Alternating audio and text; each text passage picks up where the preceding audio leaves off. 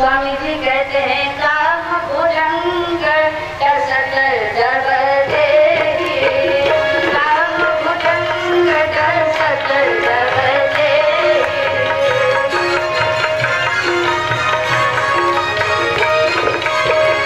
काम भुजंग टसट जब देहि, काम भुजंग टसट जब देहि।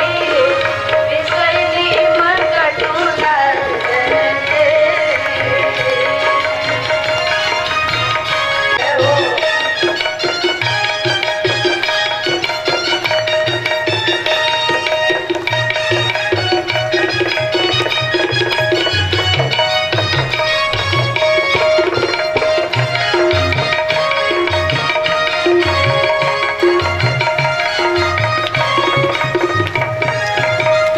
गोस्वामी जी कहते हैं कि काम भुजंग टसट जब देहि, विषय नीम कटु लागनते।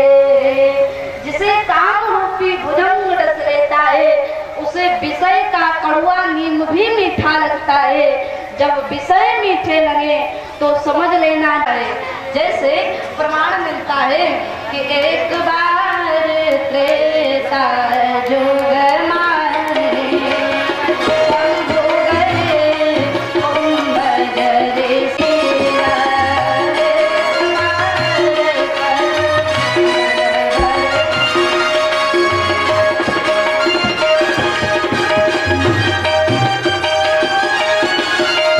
एक बार हो पति मन माही, भरे दलानी मोरे टूटे नाते।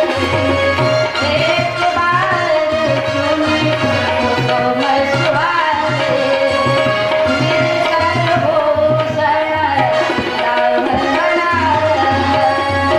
पंचवटी सो गई एक बारा। दोनों राजकुमारों को देख करके व्याकुल हो जाती है। भगवान राम के दर्शन से तो समाधि लग जाती है, लेकिन शूर्पणखा को समाधि लगने के स्थान पर व्याकुलता की अनुभूत होने लगी। यह व्याकुलता वासना के कारण उत्पन्न हुई। उसके मन में विचार आता है ये दोनों राजकुमार अत्यंत सुंदर हैं, इन्हें कैसे पाया जाए। माया में एक विशेषता और भी होती है कि वह भेष बदलने की कला में अत्यंत निपुण होती है। शूर्पणखा ने सोचा कि अगर हमें इन्हें पाना है तो उनके सामने सुंदरी के रूप में जाना चाहिए। इसलिए वह गोस्वामी जी कहते हैं कि रुचिर रूप धरी प्रभु पहि जाए, रुचिर रूप धरी प्रभु पहि जाए।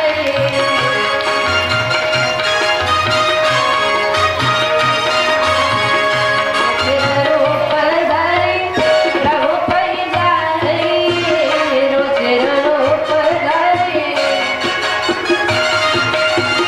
बोली बचन बहुत मुस्काए, बोली बचन बहुत।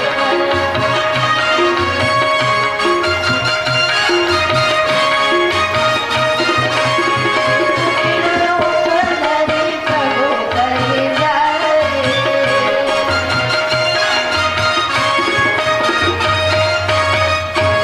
विचार करिएगा, रुचिर रूप धरि प्रभु पहि जाए। वो 80 साल की बुढ़िया परमात्मा के पास कैसे जाती है? पहले ब्यूटी पार्लर में गई, सज धज के परमात्मा के पास जाती है। और परमात्मा का सिद्धांत है क्या कि कोटि विप्र बदला नहीं जाऊं और आए शरण तजऊ नहीं ताऊ। मैं राम जी से पूछना चाहती हूँ, आपका सिद्धांत ये है कि कोई भी कितना भी बड़ा पाप क्यों ना करके आया हुआ हो, जो भी हमारे शरण में आ जाता है उसके सारे पाप मैं नष्ट कर देता हूँ। सनम होय जीव मोहि जगहि, जन्म कोटि आगना सहो तवै। भगवान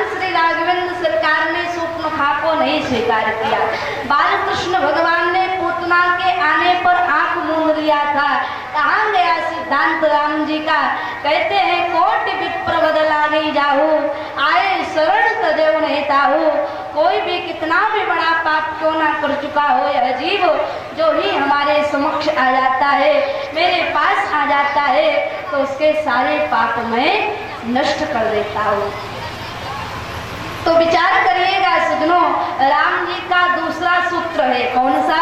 राम जी कहते हैं क्या कि निर्मल मन जन सो मोहि पावै,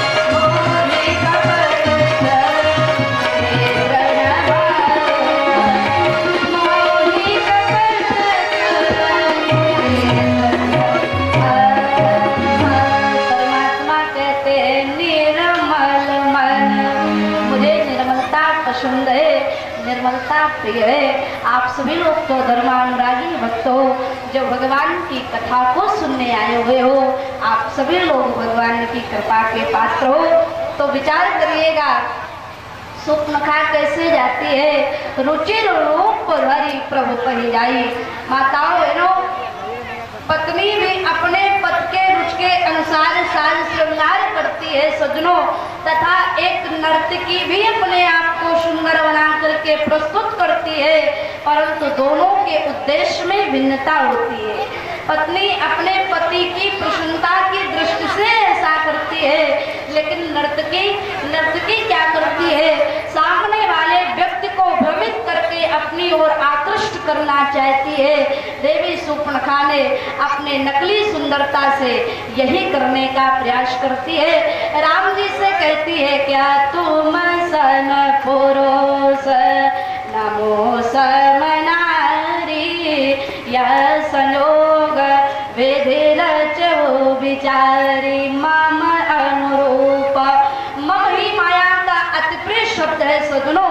अपने अहंकार को केंद्र बना करके कहती है कि मैंने तीनों लोकों में खोज कर देख लिया, मम अनुरूप पुरुष जग मारे।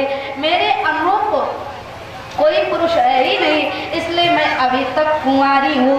पहले अपने आप को नारी बताती है, फिर कहती है क्या कि ताते अब लगी रहे वो कुमारी, ताते अब लगी रहे वो कुमारी।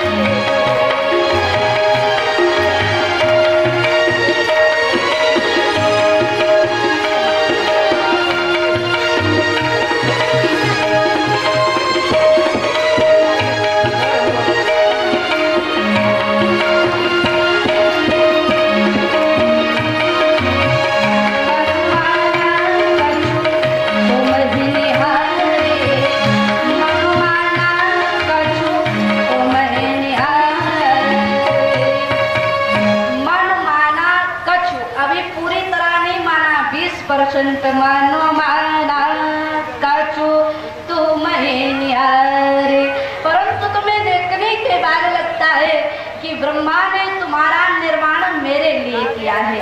यही अविद्या माया की भाषा है सज्जनों। वस्तुतः सुपर्णखा कुंवारी नहीं थी। वर्णन आता है कि सुपर्णखा का विवाह विद्युज्जुह नामक एक राक्षस से हुआ था। एक बार रावण किसी बात पर उससे नाराज हो गया और विद्युज्जुह का वध कर दिया। सुपर्णखा को पूरी तरह छूट दे दी कि वह जैसा भी आचरण करना चाहे करे, उसके लिए स्वतंत्र है, किसी प्रकार का अनुशासन या बंधन नहीं रहेगा। विचार करिएगा, मैंने कल बताया था दृष्टियां तीन प्रकार की होती है। सीता ने राम जी को मोह दृष्टि से देखा। जिस सुंदरता को देख करके पाने की अभिलाषा होती है उसको मोह दृष्टि कहा जाता है। उदाहरण के रूप में सुपनखा आती है। जनकपुर की लल्लाओं ने देखा, कह सकती थी कि ये हमारे लिए बने हैं, लेकिन जनकपुर की लल्लाओं ने ऐसा नहीं कहा। क्या कहती हैं कि जिस प्रकार से ब्रह्मा जी ने हमारे किशोरी जी को सुंदर सुंदर हाथों से रचा है, ये हमारे किशोरी जी के लिए बने हैं। गोस्वामी जी कहते हैं, जय बिरंची रच सी सवारी और तेरी श्यामल पर रच हो बिचारी। हमारे किशोरी जी के लिए बने हैं। लेकिन भक्ति दृष्टि क्या कहती है, जब राम जी को 14 वर्ष का वनवास हो गया, ग्राम मधुटियों ने देखा, अंगूठे छाप लोगों ने देखा, तो चारों तरफ से आपस में चर्चाएं करने लगी कि वन में भेजने लायक नहीं है। इनके माता पिता का हृदय कितना कठोर हृदय रहा होगा जिन्होंने ऐसे सुकोमल बालकों को जंगल में भेज दिया है। आपस में चारों तरफ से चर्चाएं करने लगी। कहती है क्या कि ते पे तो मात हो सखी कैसे, पे तो मात हो सखी कैसे, पे तो मात हो सखी कैसे,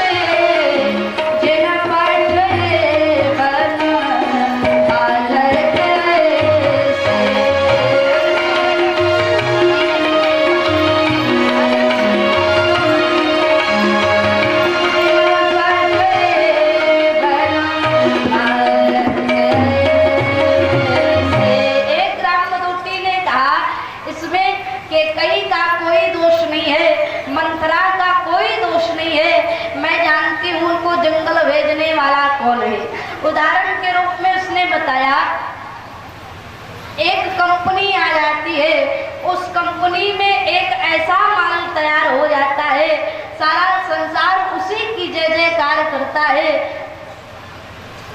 तब एक दूसरी कंपनी आ जाती है, उस कंपनी में एक ऐसा माल तैयार हो जाता है, उसके आगे सारे पुराने वाले आइटम फेल हो जाते हैं। तो पहले वाली कंपनी क्या करती है, अपने माल में संशोधन करने लगती है, और सुधार करो और सुधार करो, लेकिन उसके टक्कर का माल तैयार नहीं कर पाती है। तो क्या कहती है, कहती है कि ये जो नई कंपनी आई है उसको उठा करके किसी नदी में डाल दो। जब ये नई कंपनी जो आई है ये जब रहेगी नहीं तो सारा संसार हमारी ही जय जयकार करेगा। तो कहने का तात्पर्य था, उस गांव मधुटी ने कहा कि ब्रह्मा जी ने ईर्ष्यावश इनके दूसरे का टक्कर बनाना चेहरा शुरू कर दिया। गोस्वामी जी कहते हैं कि नहीं देख विधि मन अनुराग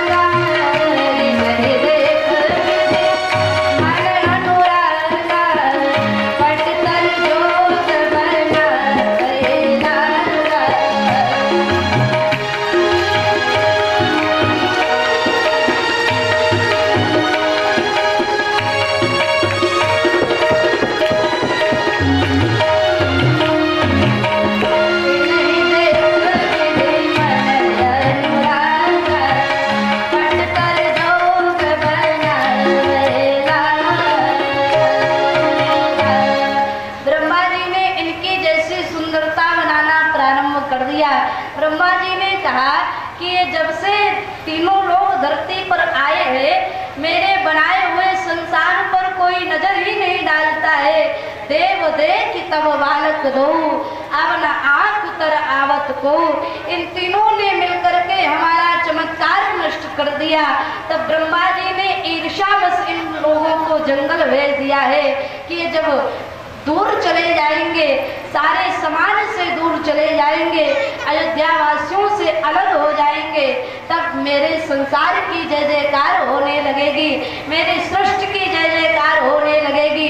तो ब्रह्मा जी ने ईर्ष्या इनको जंगल भेज दिया है। ये नहीं देख विधि मन अनुरागा और पट तर जोग बनावे लागा।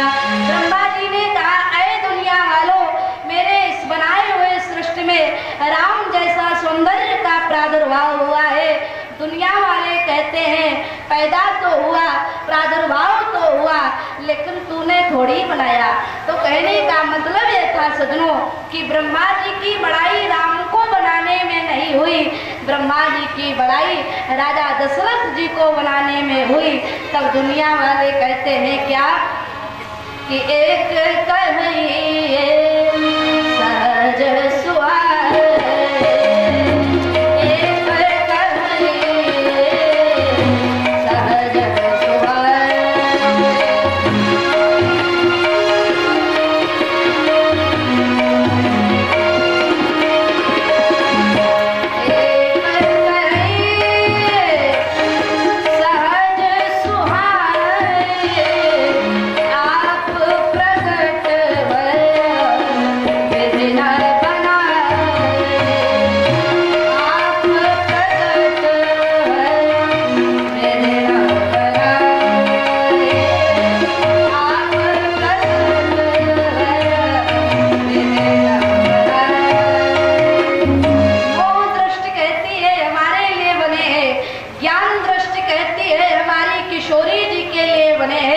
लेकिन भक्ति दृष्टि क्या कहती है, आप प्रगट भय विधि न बनाए। अरे ब्रह्मा जी की क्या औकात है कि इनको रच दें, ये तो अपने आप आए हुए हैं। तो देवी शूर्पणखा ने राम जी को मोह दृष्टि से देखा। ताते अब लगे रहे वो कुमारी, मनुमाना कछु तुम कभी राम जी के पास जाती है, कभी लक्ष्मण जी के पास जाती है, निर्णय नहीं ले पा रही है कि हमें क्या करना चाहिए। विचार करिएगा, देवी शूर्पणखा जो है राम जी को चाहती है लेकिन सीता जी को नहीं चाहती है। वही रावण की स्थिति है, रावण राम जी को नहीं चाहता है, सीता जी को पाना चाहता है। और शूर्पणखा जो है सीता जी को नहीं पाना चाहती है, राम जी को पाना चाहती है। तो विचार करिएगा, वो वासना से इतनी व्याकुल है कि वैराग्य की भाषा ही नहीं समझ पाती। राम जी ने कहा कि ऐ सुंदरी सुनो, लक्ष्मण जी कहते हैं ऐ सुंदरी सुनो, मैं तो उनका दास हूँ, अतः मैं पराधीन हूँ और पराधीनता में तुम्हें सुख मिलने वाला नहीं है। लक्ष्मण जी ने कहा कि सुंदर सुनो, मैं तो उनका दास हूँ, अतः मैं पराधीन हूँ और पराधीनता में तुम्हें सुख मिलने वाला नहीं है। लक्ष्मण जी ने कहा कि सुंदर सुनो, मैं उन्हें कर जानकी जी की तरफ वार्ता हो रही है शूर्पणखा से, लेकिन शूर्पणखा की ओर नहीं देखते हैं, सीता जी की ओर देखते हैं। सीता कहे प्रभु वार्ता, आय कुमार मोर लगो भ्राता। लक्ष्मण बात तो कर रहे हैं एक विदेशी महिला से, एक विदेशी नारी से बात कर रहे हैं, लेकिन लक्ष्मण जी की दृष्टि देखें आप। गोस्वामी जी कहते हैं कि गई लक्ष्मण को भगनी जानी, प्रभु विलोक बोले ब्रजवानी, प्रभु विलोक बोले